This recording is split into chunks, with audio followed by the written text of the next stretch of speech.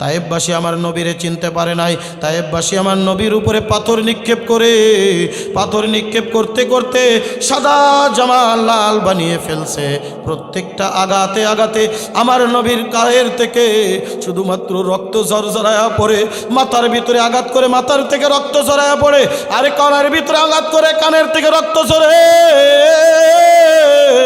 আমার নবী আর পাথর সহ্য করতে পারে না, জমিনের ভিতরে লুটিয়ে পড়ছে। আমার নবীকে তারপরেও ছাড়ে না। এ কলিজার টুকরা যুবক রে, আমার নবী জমিনের ভিতরে বেহুশ হয়ে পড়ে গেছে।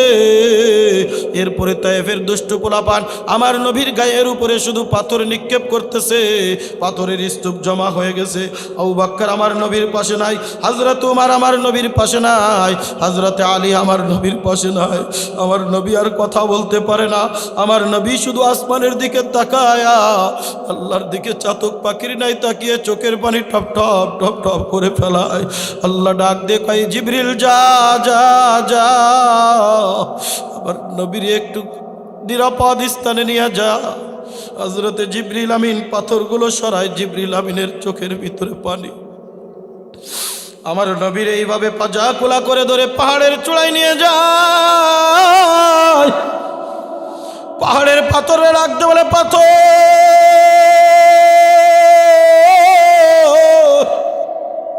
সরওয়ারে কায়নাত দো জানের বাদশা জনাবে মুহাম্মদুর রাসূলুল্লাহ সাল্লাল্লাহু আলাইহি ওয়াসাল্লামকে আজকে তোর সামনে আসছি, একটু নরম বিছানা বিছায়ে দিতে পারবি নি? কিতাবের ভিতরে সাক্ষী সিরাতে মোস্তফা পড়ে দেখবেন, কলিজার টুকরা যুবক, পাথরেরটা নরম বিছানা হয়ে গেছে। আমার নবী এরকম হযরতে জিবরিল আমিনের রানের উপরে মাথা। জিবরিল আমিন আল্লাহ রাসূলের চুল মুবারকের ভিতরে তার বরকতি আঙ্গুলগুলো এরকম দিয়া মাথার রক্তের কারণে আমার নবীর চুলের ভিতরে এরকম ভাবে রক্ত লেগে আঠালো হয়ে গেছে। আল্লাহর নবী সারা জীবন 3 রকম চুল রাখছেন, জুম্মা, লিম্মা, ওয়াফরা। 3টাই হলো বাবরি সুন্নাত। একটা হলো কান বাবরি, আর একটা হলো এইরকম ভাবে তুতমাওয়ালা ঘাড় বাবরি, আর একটা হলো গর্দানওয়ালা বাবরি। এই 3 রকমের চুল রাখতেন আমার নবী সাল্লাল্লাহু আলাইহি ওয়াসাল্লাম। এ কলিজার টুকরা যুবক, এ আমার মুরব্বী বাবাজিরা রে, দিলের কান লাগায় শুনো। আলহামদুলিল্লাহ আলহামদুলিল্লাহি নাহমাদুহু ওয়া নাস্তাঈনুহু ওয়া নাস্তাগফিরুহু ওয়া নাউযু বিল্লাহি মিন শুরুরি আনফুসিনা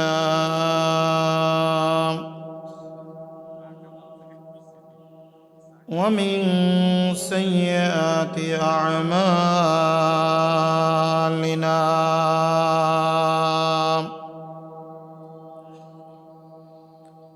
من يهده الله فلا مضل له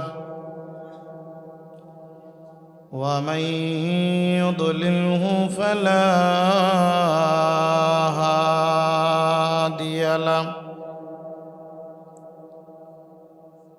ونشهد أن لا إله إلا الله وحده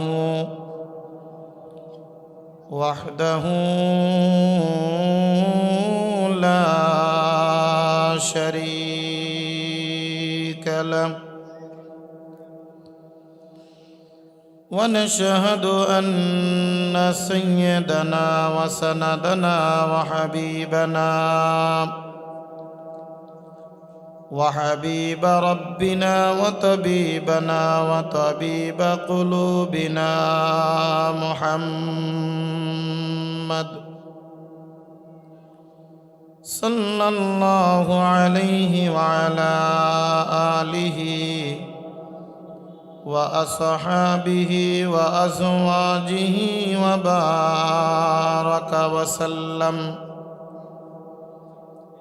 وبارك وسلم تسليما كثيرا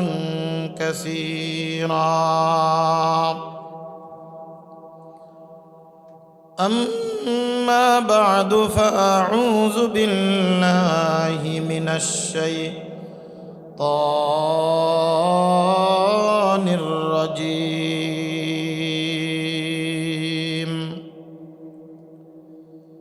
بسم الله الرحمن الرحيم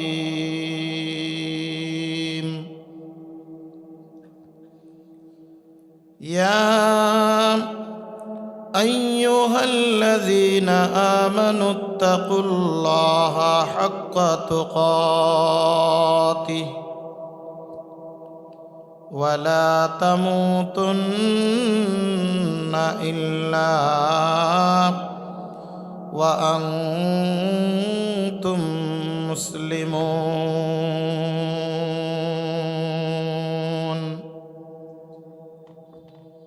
صدق الله المولانا العظيم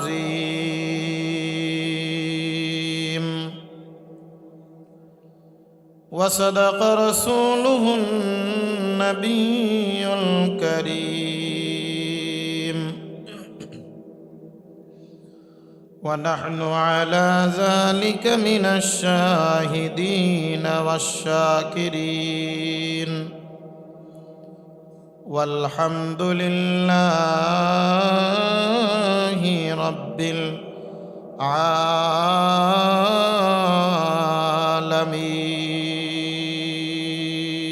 العالمين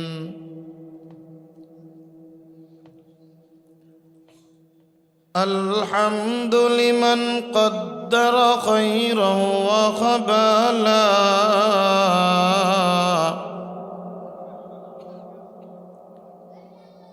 الحمد لمن قدر خيرا وقبالا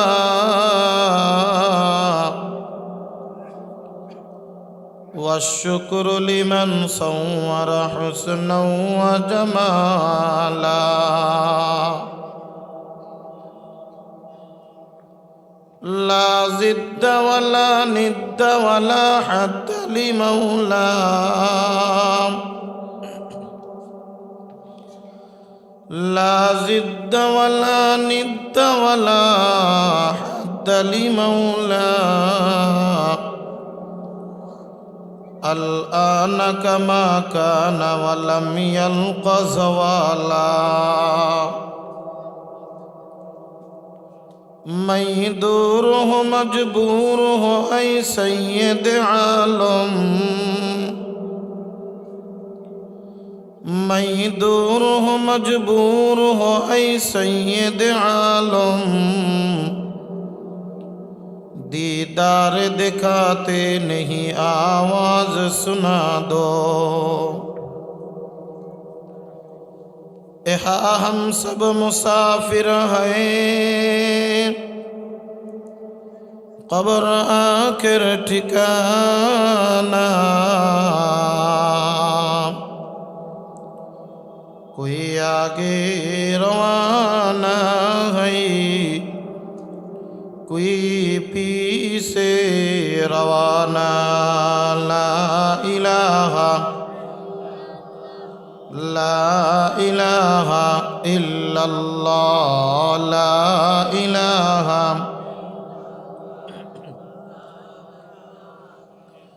মহাব্বতের সাথে আমরা মাওলা পাকের জিকির করব জোরে জোরে লা ইলাহা ইল্লাল্লাহ লা ইলাহা ইল্লাল্লাহ লা ইলাহা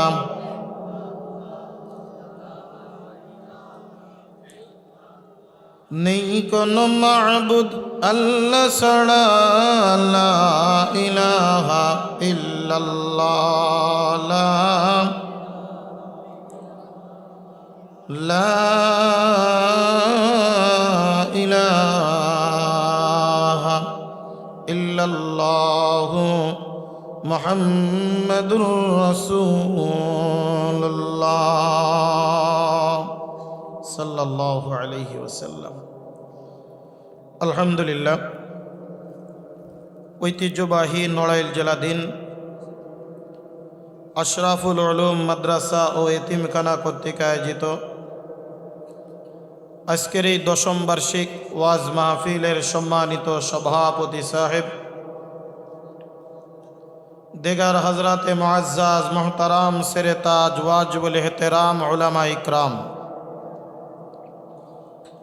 সামনে উপস্থিত দিনদার মুসলমান ভাইরা, পর্দার অন্তরালে অবস্থানরতা শ্রবণরতা আমার মা ও বোনেরা, শুরুতেই শুকরিয়া জ্ঞাপন করি সেই মহান মালিক রব্বুল আলামিনের আলিশান দরবারে, যে মহান মালিক রব্বুল আলামিন আমাদেরকে দুনিয়ার সমস্ত প্রকার কাজকর্ম থেকে বিরত রেখে আজকের এই মাহফিলের ময়দান তথা জান্নাতের বাগানে আমাদেরকে আসার বসার তৌফিক দান করেছেন। সে মহান মালিক রব্বুল আলামিনের আলিশান দরবারে আমরা সকলেই অন্তরের অন্তরস্থল থেকে প্রাণ খুলে শুকরিয়া জ্ঞাপন করি, বলি আলহামদুলিল্লাহ। শুকরিয়া আদায় করলে খুশি হন কে? আর একটু জোরে বলেন কে? আল্লাহর নামের ভিতরে মজা আছে না নাই?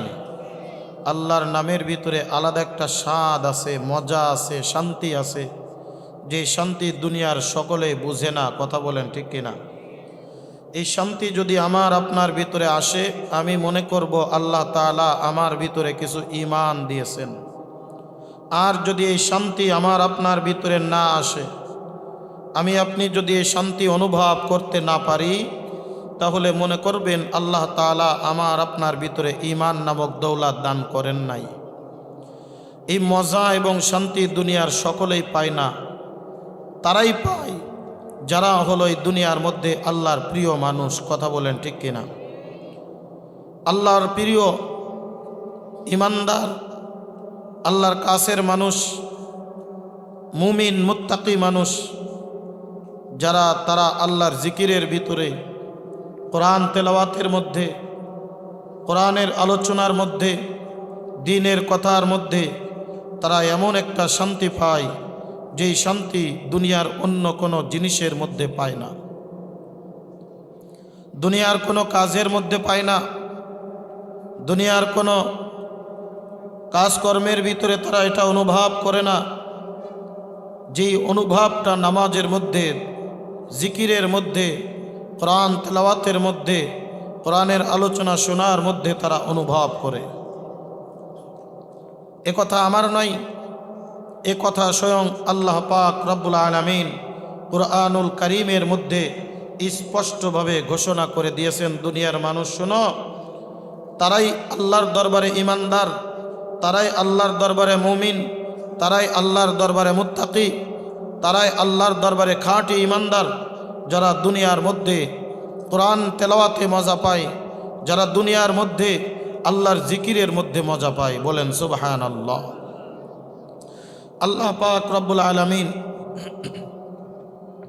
কুরআনুল কারীমের 178 নম্বর পৃষ্ঠা 9 নম্বর পারার 16 নম্বর পৃষ্ঠা, কুরআনুল কারীমের 8 নম্বর সূরা, সূরাতুল আনফালের 2 নম্বর আয়াতের মধ্যে আল্লাহ পাক রব্বুল আলামিন ঈমানদারের গুণ বয়ান করেছেন। ঈমানদার কারা? আল্লাহর খাঁটি বান্দা কারা? আল্লাহর প্রিয় বান্দা কারা? আল্লাহর কাছের মানুষ কারা? এটা আমার কথা নয়, কথা স্বয়ং কার? আরো জোরে বলেন কার? আল্লাহ পাক রব্বুল আলামিন বলেন, ইন্নামাল মুমিনুনা আল্লাযীনা ইযা যুকিরাল্লাহু ওয়াজিলাত কুলুবুহুম ওয়া ইযা তুলিয়াত আলাইহিম আয়াতুহু যাদাতুহুম ঈমানাও ওয়া আলা রাব্বিহিম ইয়াতাওয়াক্কালুন। আজকে যারা এশার নামাজ এই মাদ্রাসার মসজিদেতে পড়েছেন, মসজিদের ইমাম সাহেব নামাজের প্রথম রাকাতে যেই সূরার আয়াত তেলাওয়াত করেছেন, আমিও সেই আয়াত আপনাদের মাঝে তেলাওয়াত করলাম। বড় বরকতময় একটি আয়াত, যে আয়াতের মধ্যে আল্লাহ পাক রব্বুল আলামিন খাঁটি ঈমানদারের গুণ বয়ান করেছেন। কি ঈমানদার? সকলে বলেন কি ঈমানদার? খাঁটি ঈমানদার। তাহলে বোঝা যায় ইমানদার হলো দুই প্রকার। কয় প্রকার? একটা হলো খাঁটি আর একটা হলো ভেজাল। খাঁটি কখন বলা লাগে? যখন ওই জিনিসের মধ্যে ভেজাল হয়, বলে এটা 2 নম্বর না, এটা 1 নম্বর, এটা ভেজাল না, এটা খাঁটি। এ কথা আলোচনা একটু পরে আসবে ইনশাআল্লাহ। খাঁটি ইমানদার কারা? আমি যদি আপনাদেরকে জিজ্ঞাসা করি, বাজান ইমানদার কারা বলেন তো, দেখবেন আমরা সকলে হাত উঁচু করব, আমরা ইমানদার। কথা ঠিক কিনা? সবাই দাবি করি আমরা ইমানদার। যে লোকটা নামাজ না পড়ে চায়ের দোকানে বসে আড্ডা দেয়, ও লোকটাও দেখবেন ডাক দিয়ে বলবে, নামাজ না পড়লে কে ইমান ঠিক আছে? বলে কি না? নামাজ না পড়লে কে আয় ইমান ঠিক আছে। আমি একটা কথা প্রায় বলে থাকি, আরে ইমান কি তোমার বাপের পৈতৃক সম্পত্তি? যে নামাজ কালাম নাই, ইবাদত বন্দেগী নাই, আর তুমি দাবি করতেছো আমি ইমানদার। শুধু মুখে দাবি করলে ইমানদার হওয়া যায় না। ইমানদারের কিছু গুণ আমার আপনার ভিতরে অর্জন করা লাগবে কি লাগবে না? আল্লাহ পাক রব্বুল আলামিন বলেন, দুনিয়ার মানুষ শোনো, তোমরা যদি আল্লাহর দরবারে খাঁটি ইমানদার হতে চাও, তোমরা যদি আল্লাহর প্রিয় ভাজন বান্দা হতে চাও, তোমরা যদি খাঁটি ইমানদারের খাতায় নাম লিখাইতে চাও, আল্লাহ পাক রব্বুল আলামিন বলেন, ইন্নামাল মুমিনুনাল্লাযীনা ইযা যুকিরাল্লাহু ওয়াজিলাত কুলুবুহুম। বান্দা 1 নম্বর, আল্লাহর জিকিরের মধ্যে তোমার মজা আসা লাগবে, আল্লাহর স্মরণের মধ্যে তোমার মজা আসা লাগবে। বান্দা যখন নিজে জিকির করবে অথবা তার সামনে যখন জিকির করা হবে, ওই বান্দার ভিতরে আলাদা একটা মজা চলে আসবে, অন্তরের ভিতরে আলাদা একটা শান্তি আসবে, অন্তরের ভিতরে আলাদা একটা ধাক্কা চলে আসবে, অন্তরের ভিতরে আলাদা একটা মজা চলে আসবে। বান্দা আল্লাহর নামের ভিতরে মজা পেয়ে যাবে। ওই বান্দা যতবার আল্লাহরে ডাকবে, ওই বান্দার অন্তরের ভিতরে শান্তি অনুভব হবে, ওই বান্দার অন্তরের ভিতরে আলাদা একটা মজা চলে আসবে। ওই বান্দা যখন আল্লাহরে ডাকবে, ওই বান্দার অন্তরের ভিতরে আলাদা একটা শান্তি অনুভব হবে। দুনিয়ার কোনো কাজের মধ্যে যেই শান্তি পাবে না, আল্লাহর জিকিরের মধ্যে সেই শান্তি পেয়ে যাবে। এটা কাদের আলামত? ইমানদারের আলামত। কাদের আলামত? ইমানদারের আলামত। ইমানদার কারা? যারা দুনিয়ার মধ্যে আল্লাহর জিকিরের ভিতরে মজা পায়। বলেন তো সবাই পায়? কথা বলেন, সবাই পায় না। কেউ পায় গানের মজা, কেউ পায় দুনিয়ার নাজ নিয়ামতের মজা, কেউ পায় দুনিয়ার খেল তামাশার ভিতরে মজা। আজকে বলেন তো, এখানে মাহফিলের আয়োজন না হয়ে এই মজলিসে যদি আপনার গানের আয়োজন হতো, এই এশার পরে লোকগুলো কি এই কয়জন হতো না বেশি হতো? 100 গুণ বেশি হইত। শুরু হবে রাত 10টায়, মাগরিবের আগের থেকে চেয়ার ভাঙ্গাভাঙ্গি শুরু হয়ে যেত। কথা বলেন ঠিক কিনা? আজ ইংরেজি কত তারিখ? কথা বলেন, 31শে ডিসেম্বর, অর্থাৎ 2024 সালের এই রজনীটা শেষ রজনী। ইংরেজি নিয়ম অনুযায়ী রাত 12টার পরে আপনার তারিখ পরিবর্তন হয়। রাত 12টা পর্যন্ত 31শে ডিসেম্বর।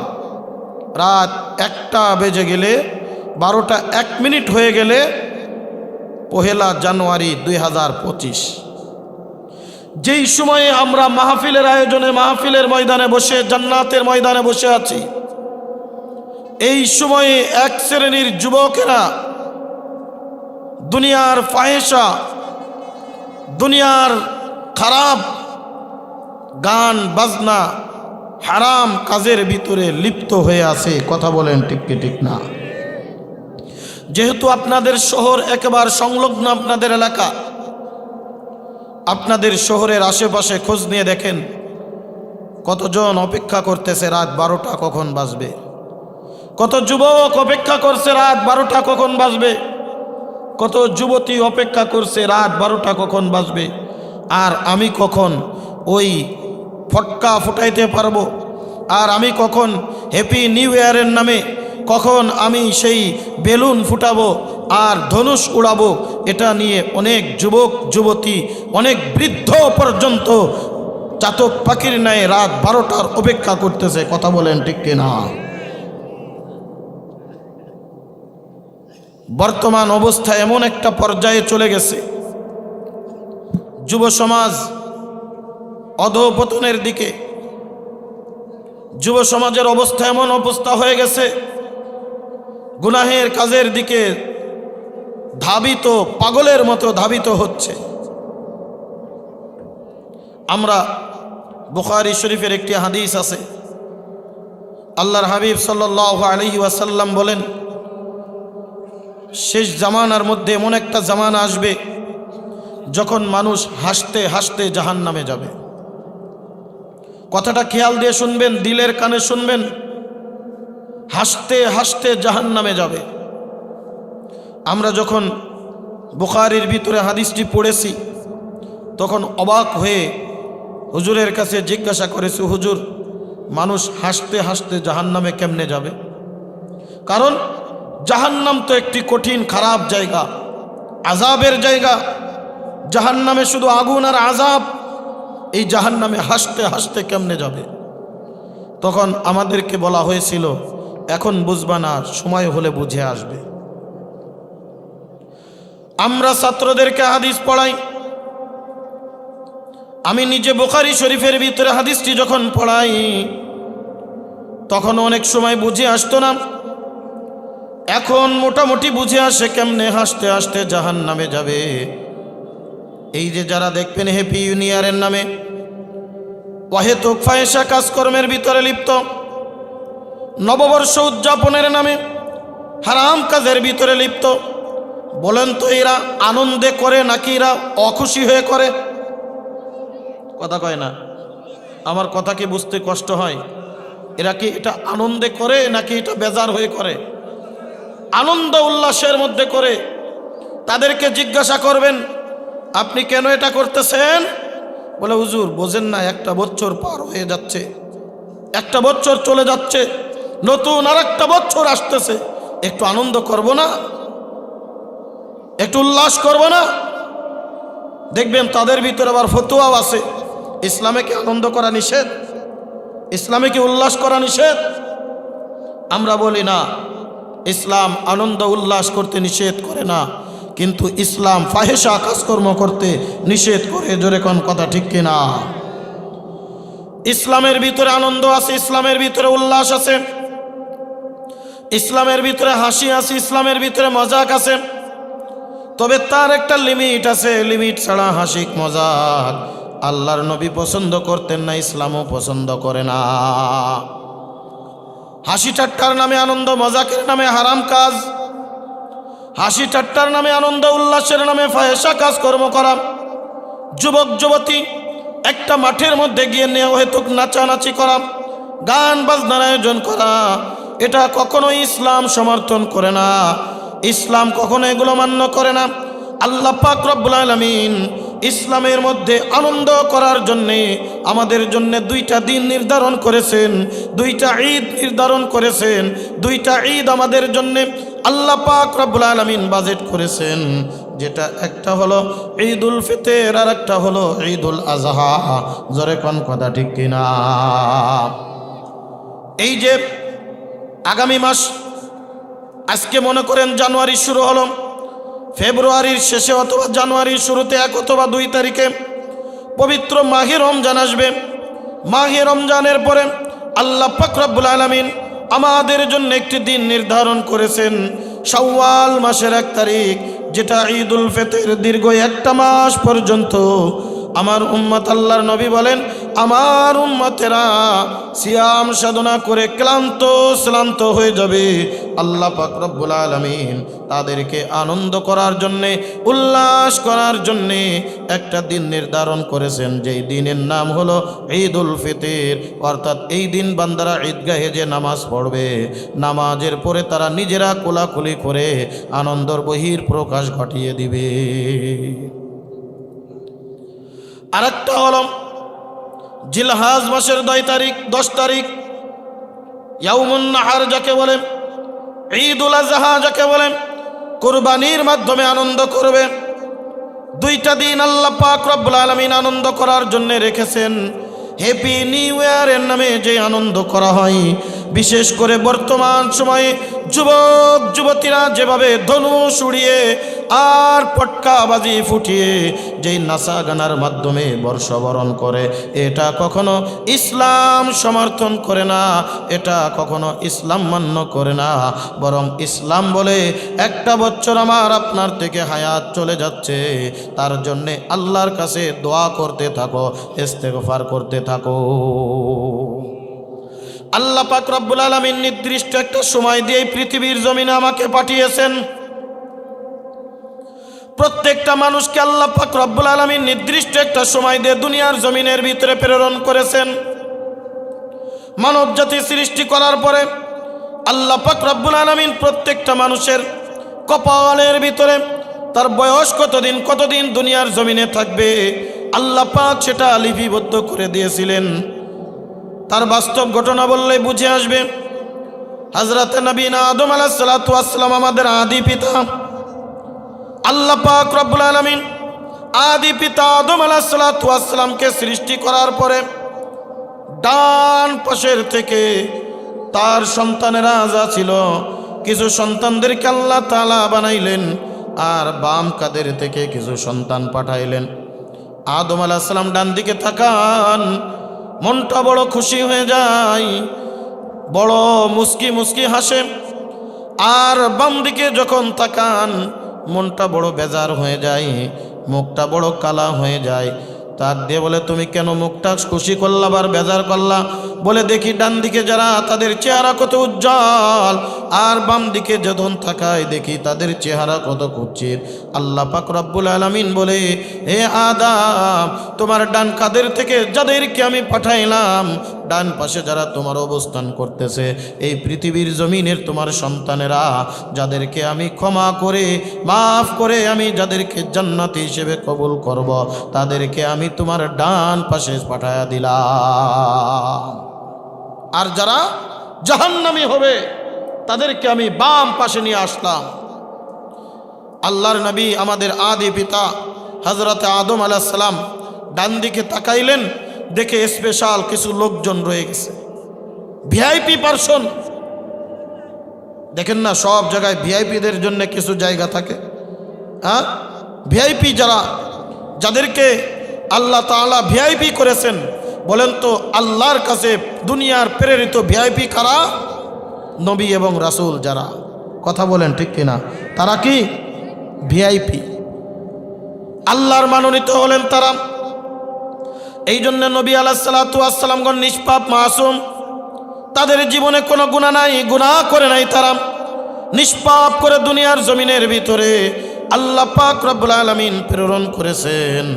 ওই ভিআইপিদের মধ্যে তাকিয়ে হঠাৎ করে আল্লাহর নবী সাল্লাল্লাহু আলাইহি ওয়াসাল্লাম, আল্লাহর নবী হযরতে আদম আলাইহিস সালাতু ওয়াস সালাম হঠাৎ করে মুখটা একটু বেজার।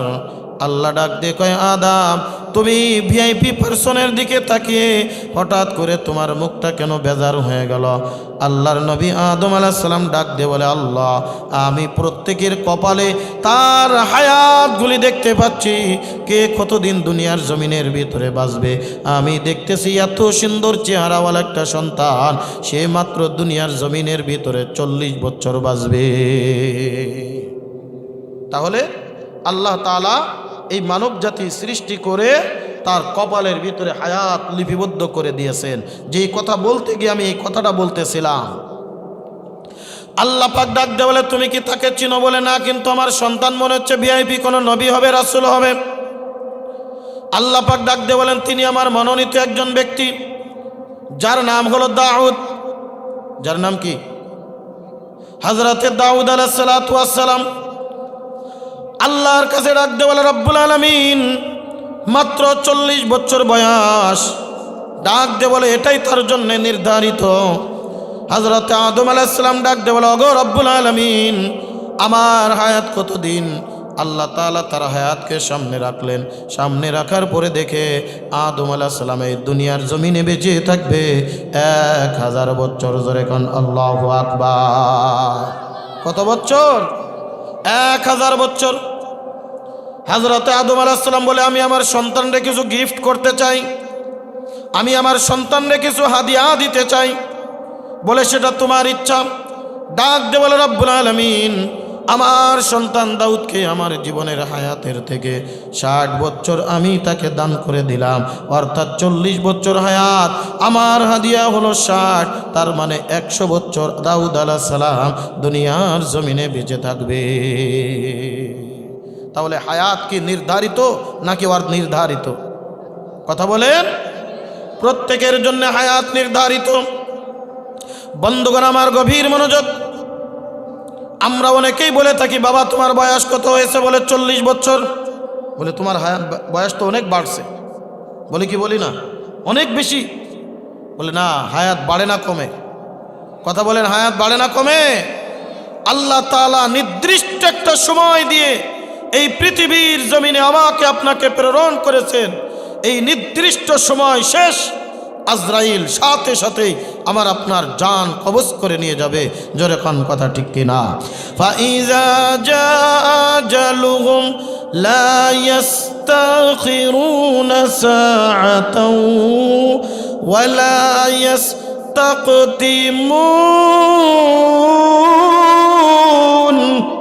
আল্লাহ পাক রব্বুল আলামিন বলেন, দুনিয়ার মানুষ শুনে রাখো, তোমার নির্দিষ্ট যে হায়াত আমি দান করলাম, এই হায়াতের 1 সেকেন্ড আগে আজরাইল আসবে না, 1 সেকেন্ড পরেও আজরাইল আসবে না। লা ইস্তাকদিমুন ওয়া লা ইস্তাখিরুন, আগেও আসবে না পরেও আসবে না। হায়াতের সময় শেষ, বান্দা তোমার জন্যে দুনিয়ার টিকিট কাটা কমপ্লিট হয়ে যাবে। এই জন্যে সম্মানিত হাজিরিনে নড়াইলের যুবক, এই আমার মুরব্বী বাবাজিরের পর্দার অন্তরালের মাগো, নির্দিষ্ট একটা হায়াত দিয়ে দুনিয়ার জমিন আল্লাহ তাআলা প্রেরণ করেছেন। এই নির্দিষ্ট হায়াত শেষ হয়ে যাবে, আমি আপনি দুনিয়ার থেকে বিদায় নিয়ে চলে যাব। অর্থাৎ 2024 সাল আমার আপনার থেকে বিদায় নিয়ে 2025 সাল আগমন করতেছে। অর্থাৎ একটা বছর দেখতে না দেখতেই পার হয়ে গেছে। কথা ঠিক কিনা? মনে হলো না কয়েকদিন আগেই 2023 শেষ হলো। দেখতে দেখতেই হায়াত শেষ। একটা বছর আমার আপনার জীবনের থেকে বিদায় নিয়ে চলে যাচ্ছে।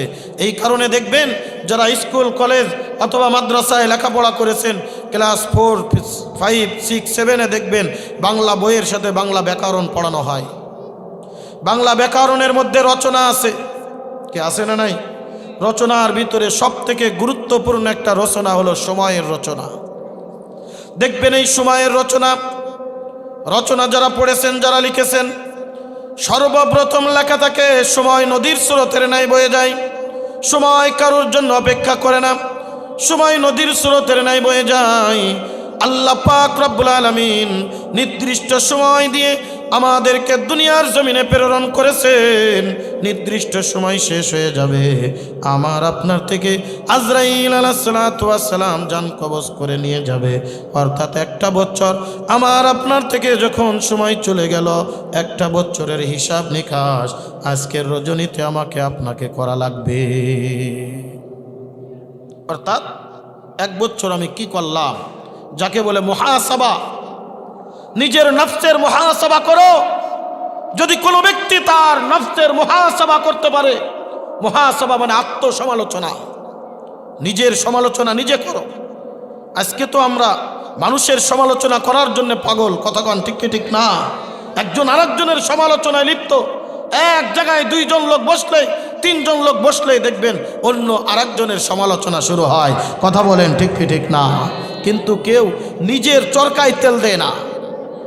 আমার ভিতরে কত অন্যায় আছে, আমার ভিতরে কত ভুল আছে, আমি কত গুনাহ করি, আমি কত অন্যায় করি, এটা আমি কোনোদিন দেখি না। কিন্তু কে কি করলো এটা আমার নজরে খুব ভালো আসে। আর বাংলাদেশের মধ্যে সবথেকে বেশি সমালোচনা হয় মসজিদের ইমাম সাহেবদের। কথা কন ঠিক কি ঠিক না? নামাজ পড়ুক আর না পড়ুক, দেখবেন ওই ইমামের ভুল ধরার জন্য পাগল হয়ে যায়। আপনাদের নড়াইলে নাই, আমি আমার ঢাকার কথা বলতেছি, আপনাদের নড়াইলে নাই। আসেনি? চায়ের দোকানে সকালবেলায় বসছে, ফজরের নামাজ কালাম নাই, মনে হয় ঠিক মতো মুখও ভালো করে দৌত করে নাই, আইসা দেখবেন সমালোচনা করে বর্তমান হুজুরগের অবস্থা ভাল না, চলে না, হুজুররা ঠিক নাই। নিজের ভুল দেখে না, হুজুরের ভুল দেখে। নিজের অন্যায় দেখে না, আর একজনের অন্যায় দেখে কে কি করলো। এই জন্য আল্লাহর নবী রাখতে বলেন, আহাব্বুল বিলাদি ইলাল্লাহি মাসাজিদুহা ওয়া আবগাদুল বিলাদি ইলাল্লাহি আসওয়াকুহা। আল্লাহর কাছে দুনিয়ার মধ্যে সব থেকে প্রিয় জায়গা হলো মসজিদ, আর সব থেকে খারাপ জায়গা হলো বাজার। আমি একটা কথা প্রায় বলে থাকি, বাজারের মধ্যে সব থেকে খারাপ জায়গা হলো চায়ের দোকান। বলবেন হুজুর কেমনে? বলবেন দেখবেন চায়ের দোকানে যত সমালোচনা হয় অন্য কোনো জায়গায় এতটা সমালোচনা হয় না। চায়ের দোকানে যত সমালোচনা হয় অন্য কোনো জায়গায় এত সমালোচনা হয় না। এই কারণে আমি একটা কথা বলি, চায়ের দোকানে 3 শ্রেণীর লোক বেশি পাওয়া যায়। কয় শ্রেণী? কষ্ট হয় কথা বুঝতে, আমার কথা একটু সায় দেওয়া যাবে না? 3 শ্রেণীর লোক বেশি পাওয়া যায়। 1 নম্বর দেখবেন বড় রাজনীতিবিদ, 2 নম্বর দেখবেন বড় ডাক্তার, 3 নম্বরে দেখবেন বড় মুফতি সাহেব। এবার একটু ব্যাখ্যা করি। বড় রাজনীতিবিদ মানে চায়ের দোকানে দেখবেন সকালবেলা বৈশা শুরু করে দেবে, শেখ হাসিনা কি করছে, খালেদা জিয়া কি করছে, অমক কি করছে, তমক কি করছে। অর্থাৎ শেখ হাসিনা বাংলাদেশের প্রধানমন্ত্রী ছিল, খালেদা জিয়া প্রধানমন্ত্রী ছিল, অমক এমপি ছিল, তমক মন্ত্রী ছিল। এরা কিচ্ছুই বোঝে না, সব বোঝে এরা। কথা ঠিক কিনা? শেখ হাসিনার ভুল ধরে, অমকের ভুল ধরে, তমকের ভুল ধরে, এর ভুল ধরে, ওর ভুল ধরে। তার মানে ওরা রাজনীতির কিচ্ছুই বোঝে না, সব বোঝে চার দোকানে বসে ও সব একা। তার মানে শেখ হাসিনা পিএইচডি করা দরকার ছিল চার দোকানে আইসা। এই জন্যই মাঝে মধ্যে আমি আগের থেকে বলতাম, যখন তিনি ক্ষমতায় ছিলেন তখন মাঝে মধ্যে মাহফিলে হুঙ্কার ছেড়ে বলতাম যে শেখ হাসিনা সাহেব আসেন চার দোকানে বসেন, একটু রাজনীতি শিখে যান। বন্ধুরে আমার দেখবেন চায়ের দোকানে আপনি বৈশাখ সকালবেলায় একটা রোগের কথা বলবেন, আমার এই রোগটা হয়েছে এই কারণে আমার ভালো লাগতেছে না। মনে করেন আপনাদের এই চায়ের দোকানে হঠাৎ করে একজন ডাক্তার সাহেব চা খাইতে বসছে, আপনি একটা রোগের নাম বলবেন, রোগের নাম বলার সাথে সাথে দেখবেন চতুর্দিক থেকে খালি ওষুধের নাম আসতেছে। আরে মনে করেন আমার একটু পেটে ব্যথা, কয় এটা গ্যাসের ব্যথা, গ্যাসের বড়ি খা ঠিক হয়ে যাবে না। আর একজন কয় না আমের ব্যথা, আমের বড়ি খা ঠিক হয়ে যাবে না। আর একজন কয় এটার ব্যথা, এটা খা ঠিক হয়ে যাবে না। দেখবেন চতুর্দিক থেকে শুধু ওষুধের নাম আসে, ওষুধের নাম আসে। কথা কন ঠিক কি ঠিক না? আমার এক ভাইপো আছে ফার্মেসির দোকান, ওষুধের দোকান। আমি বললাম তুই তো ডাক্তার না, তাহলে ওষুধ বেচিস কেমনে? ওই চাচা বর্তমান ওষুধ বেচার জন্য ডাক্তার হওয়া লাগে না, কারণ বর্তমান ডাক্তারের দোকানে যে কোনোদিন কোনো লোক ও রোগের নাম কয় না, খালি ওষুধের নাম কয়। আসেনি? কয় প্রকার ওষুধের নাম মুখস্থ আছে একজন মুরব্বী টের পায়, মনে হয় 100 ওষুধের নাম মুখস্থ আছে তার। মনে করেন আপনাদের মাদ্রাসার মুহতামিম মাওলানা ইনামুল হাসান সাহেব চায়ের দোকানে বসছে, আপনি হঠাৎ হুজুরে পাইলেন, হুজুর চার দোকানে তেমন একটা তো আসেন না, আমার একটা মাসআলা জানার দরকার। আপনি মাসআলা জিজ্ঞাসা করবেন, দেখবেন হুজুর উত্তর দিতে যাবে, ঠিক তার আগে দেখবেন 2-4-5 জন মাসআলা বলা সারা হয় হুজুররা কি কবে আমার কাছ থেকে শোন। এই কারণে বলি 3 শ্রেণীর লোক বেশি পাওয়া যায়। এ কলিজার টুকরা যুবক আমার মুরব্বী বাবা, এই দুনিয়ার হায়াত আমার ক্ষণস্থায়ী জিন্দেগি, এই জিন্দেগি শেষ হয়ে গেলে আর পাবে না। এ কলিজার টুকরা যুবক, এই যৌবনকাল শেষ হয়ে গেলে আর আসবে না। এই জন্যে আমার আপনার থেকে 1 বছর চলে গেল, আত্মসমালোচনা করো, মুহাসাবা করো। আজকের রজনীতে বৈশা, মাহফিলের ময়দানে বৈশা একটাবার চক্ষুটা বন্ধ করে চিন্তা করে দেখো, একটা বছরে কয় ওয়াক্ত নামাজ তুমি পড়েছো, কয় ওয়াক্ত নামাজ তোমার কাজা গেছে, কতটা ভালো কাজ করেছো, কতটা খারাপ কাজ করেছো, কতটা ভালো কাজ করেছো, কতটা অন্যায় করেছো, তখন বুঝে আসবে কে ভালো আর কে খারাপ। এই কারণে বাবাজান আজকের এই রজনীটা এমন একটা রজনী, আজকের এই রজনীটা ইংরেজি মাসের শেষ রজনী রে বাজান। নিজের চক্ষু বন্ধ করে চিন্তা করে দেখো কয়টা ভালো কাজ করেছে একটা বছরে, কয়টা খারাপ কাজ করেছে একটা বছরে। আজকের রজনীতে আল্লাহ যদি আমার দুনিয়ার থেকে বিদায় নিয়ে চলে যায় আর যদি রাখতে বলে এ নুরুল ইসলাম 2024 সালের হিসাব দে, বাজান রে কেমনে হিসাব দিব, কয়টা ভালো কাজ করেছি আর কয়টা খারাপ কাজ করেছি, কথা বলেন ঠিক কি ঠিক না? সারা জীবনের হিসাব দরকার নাই। আল্লাহ পাক যদি এক বছরের হিসাব চায়, 2024 সালের ডিসেম্বর মাসের 31 তারিখ রজনীতে তোমার জান কবজ করলাম। এই 2024 সাল জানুয়ারি মাসের 1 তারিখ থেকে 2024 সালের ডিসেম্বর মাসের 31 তারিখ পর্যন্ত কয়টা নেকের কাজ করেছো, কয়টা গুনাহের কাজ করেছো, হিসাব দাও, আমার জান্নাতে যাও। বুকে হাত দিয়ে বলেন তো আল্লাহর জান্নাতে আমি যেতে পারবো কিনা? কয়টা নেকের কাজ করছে, কয়টা গুনাহের কাজ করেছে, এটা আমি কয়টা গুনাহ করেছি আমি জানি কিনা? আমার তো হিসাব আছে না। কত ওয়াক্ত নামাজ পড়েছি, কত ওয়াক্ত নামাজ কাজা করে ফেলেছি, এর হিসাব করলে না। আর তুমি আজ ধনুষ নিয়া, বেলুন নিয়া হ্যাপি নিউ ইয়ারের নামে ফায়সা কাজকর্মের ভিতরে লিপ্ত আছো। তোমার কপাল পোড়া, তুমি কপাল পোড়া, কথা বলেন ঠিক কি ঠিক না? তোমার মতো কপাল পোড়া পৃথিবীর জমিনে আর কেউ নাই। তোমার থেকে কপাল পোড়া পৃথিবীর জমিনে আর কেউ নাই।